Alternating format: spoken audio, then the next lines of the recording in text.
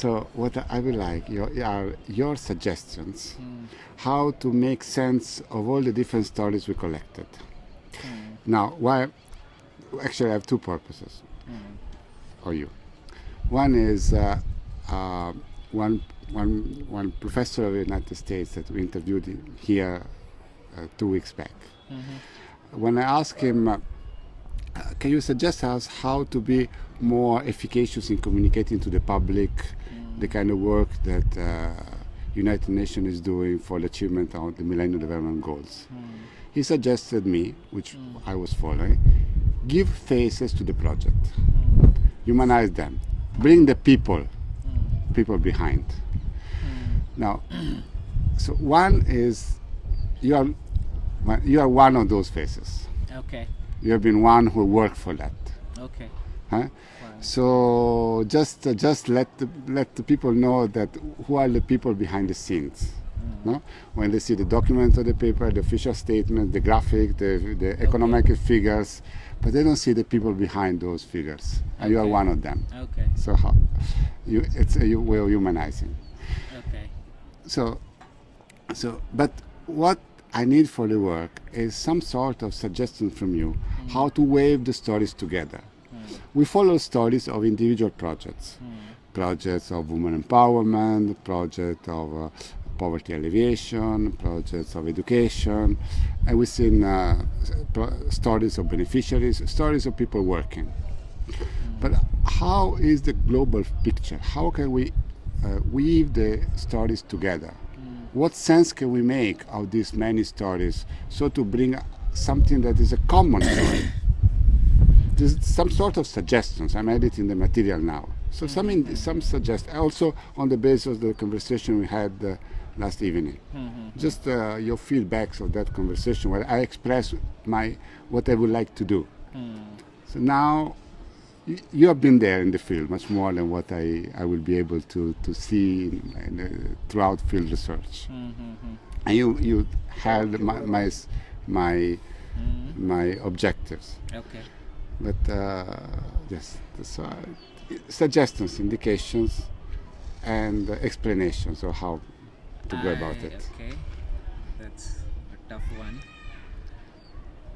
Okay, let me start off by disappointing you in the sense that I don't think that I'm the right person to offer any suggestions. But I can certainly ask questions that are appearing inside me.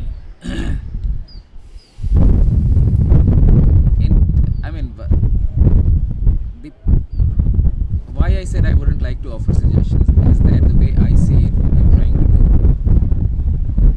do is to write poetry about the MDGs and their implementation, good, bad, ugly, whatever, across the world, especially in the developing countries. I mean, that's the poetry that you're trying to. Yes. But that is just the outer frame of the poetry. Inside, the central message that you're trying to tell the world through this is something that will come from you. That cannot be a collective kind of an effort. It's a very painful internal effort that comes out as to what is the central message that you may be trying to give. I'm not suggesting that you already know the message, but you may be feeling it somewhere. The message through whatever editing and talking through you're going through is that your message is simply getting articulated in bits and pieces, but the message has to be correct. yours. Yeah.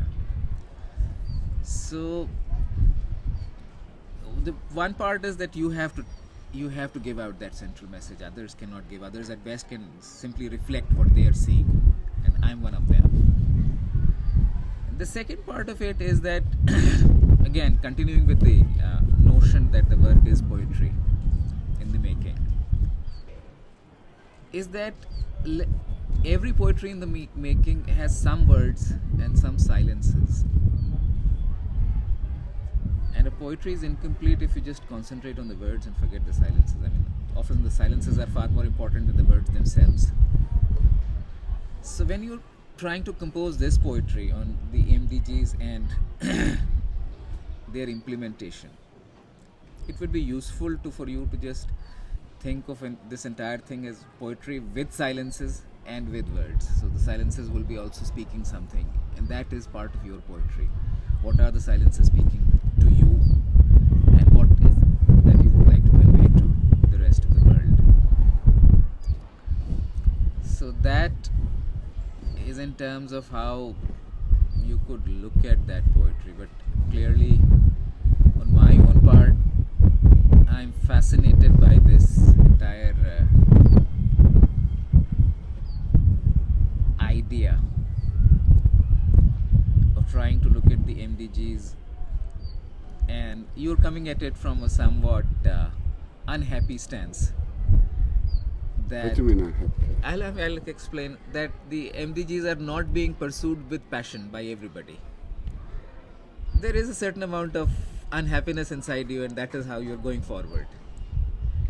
But after talking to you, I've been thinking about it, and I said that, well, let us change the frame and see that as a statement of facts.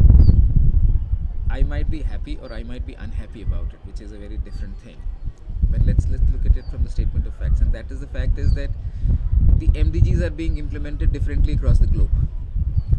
Their local ownership, the drive to achieve them, etc., is widely variant. And you're trying to, at one level, trying to find out the reasons, the tenuous dialogue between modernity and tradition, the continuous strenuous dialogue, all these things. So, but the fact is that MDGs are being pursued with different passions or different energies in different parts of the world, and it often depends on the passion of the leader out there, newsmaker that you're trying to say. But let us look at the fact that that is how that leader is interpreting MDGs in that context. Because all our decisions to interpret are finally individual decisions, and a leader somehow, because she or he articulates a minimum shared understanding, and so he or she becomes the leader. So the leader is also expressing that shared understanding of within the community of how to engage with the MDGs, which themselves, if you look at it, are rather simple: halving poverty or halving illiteracy or whatever. In their own context, the society at whichever stage of transition, economic, cultural, social, all kinds of transitions are going on wherever the society is located. So it's just that different people, it's a cacophony of poetries, if you want to say it that way. And out of them, some central thing is coming out. I haven't I have not been involved in the detail of it all, so I can't even hazard a guess as to what poetry is coming out, but something would be coming out of these merging of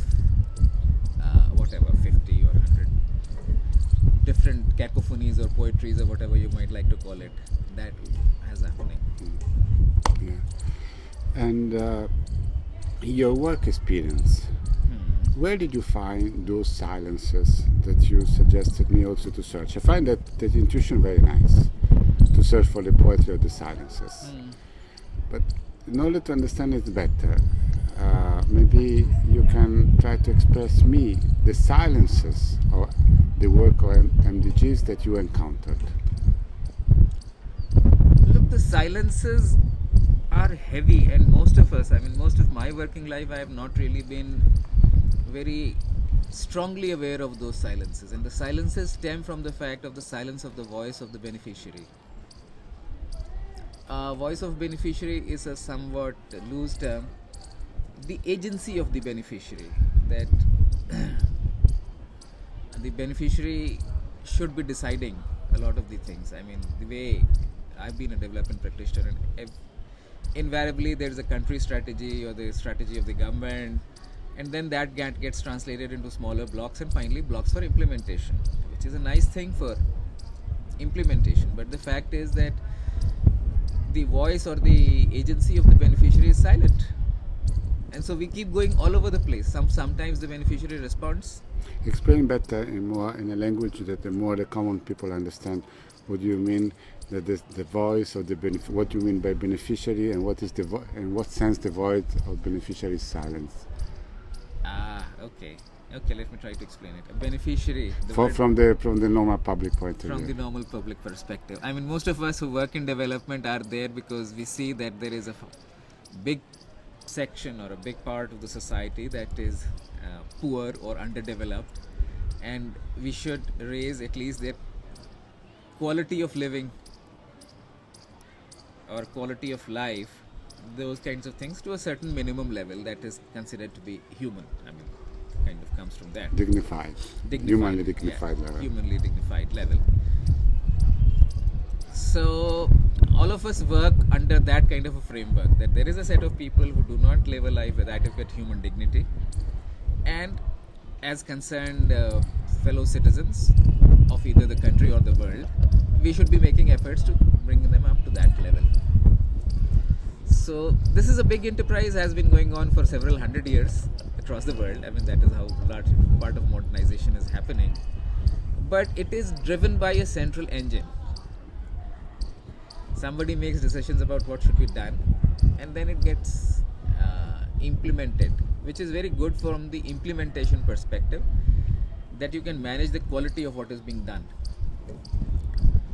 But the voice of the beneficiary, or the voice of the person who is poor, or whose life is not up to a certain level, whom we are trying to